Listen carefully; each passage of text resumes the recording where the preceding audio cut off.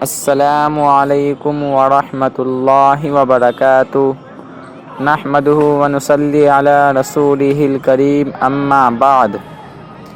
میرے محترم بزرگوں اور عزیز ساتھیوں، اللہ رب العزت کا بہت ہی بڑا احسان و کرم ہوا کہ اللہ رب العزت نے ہم لوگوں کو ایمان کی دولت سے نوازا، اور مزید کرم یہ ہوا کہ اللہ رب العزت نے ہم لوگوں کو دین کی باتیں کہنے اور سننے کی توفیق عطا فرمائی۔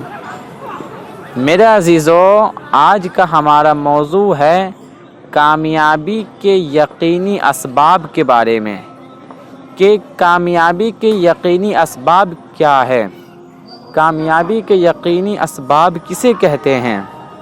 محترم بزرگوں، دوستو، عزیزو، اللہ جل شانہ نے انسان کو دنیا میں سب سے زیادہ اشرف اور سب سے زیادہ قیمتی بنایا ہے۔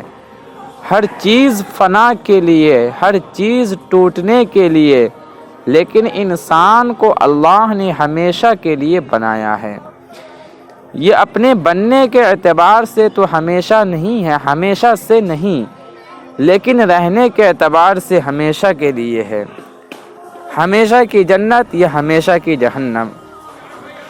یہ انسان وقتی نہیں ہے کہ یہ کھا پی کر اور اپنی ضرورتیں پوری کر کے دنیا میں ختم ہو جائے اور اس کا وجود باقی نہ رہے، بلکہ انسان دنیا کے اندر آخرت کو بنانے کے لیے بھیجا گیا ہے۔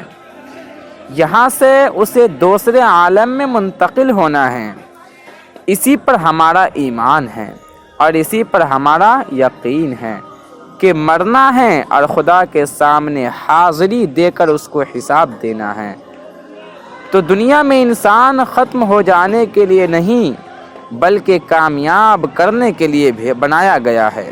اب کامیابی کا دار و مدار اللہ نے ایمان کے ساتھ مشروط کیا ہے۔ بغیر اس کی ذات کو پہچانے ہوئے انسان کسی لائن سے کامیابی حاصل کر لے، خدا کی قسم ناکامی کے علاوہ اور ہمیشہ کی ناکامی کے علاوہ کوئی راستہ نہیں ہے۔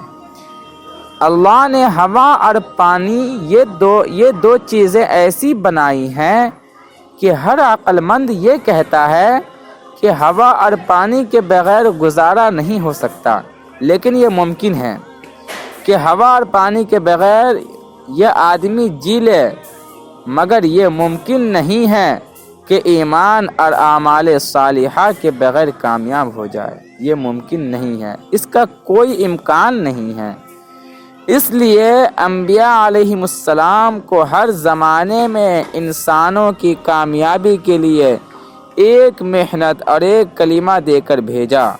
تمام انبیاء علیہم السلام کی یہ مشترکہ بنیاد ہے کہ انبیاء علیہم السلام اللہ رب العزت کی ذات عالی کی طرف انسان کے رخ کو اسباب سے ایمان کی طرف، دنیا سے آخرت کی طرف اور چیزوں سے اعمال کی طرف پھیرنے کے لیے بھیجے جاتے ہیں۔ انبیاء علیہم السلام آ کر انسان کو اپنی محنت کا میدان بناتے ہیں۔ اپنے بنانے والے کو، اپنے پیدا کرنے والے کو اور اپنے پالنے والے کو جب یہ انسان بھول جاتا ہے تو یہ زندگی کی ہر لائن میں، اگر تاجر ہے تو تجارت میں، ملازم ہے تو ملازمت میں، حاکم ہے تو حکومت میں، زمیندار ہے تو زمینداری میں، یہ دنیا کی جس لائن میں بھی ہوتا ہے، جب اللہ کو نہیں پہچانتا اور اپنے بنانے والے کو نہیں جانتا تو دنیا کے کسی بھی شعبے میں اللہ کے حکم پر چلتا تو دور کی بات ہے، یہ اللہ کو بھول کر یا اللہ کے احکامات کو توڑ کر چلتا ہے۔ ہر حکم اللہ کا اس بنیاد پر ٹوٹتا ہے کہ یہ اللہ کو پہچانتا نہیں اور اپنے بنانے والے کو جانتا نہیں ہے۔ انبیاء علیہ السلام آ کر اس محنت کو کرتے تھے کہ انکار رخ اللہ کی ذات عالی کی طرف پھر جاوے۔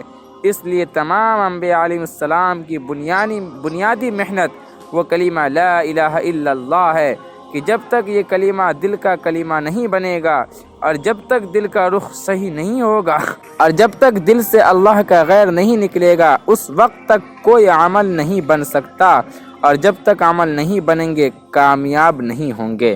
اللہ رب العزت سے دعا ہے کہ اللہ رب العزت ہم لوگوں کو عمل کی توفیق عطا فرمائے اور دونوں جہانوں کی کامیابی و کامرانی عطا فرمائے، آمین ثم آمین۔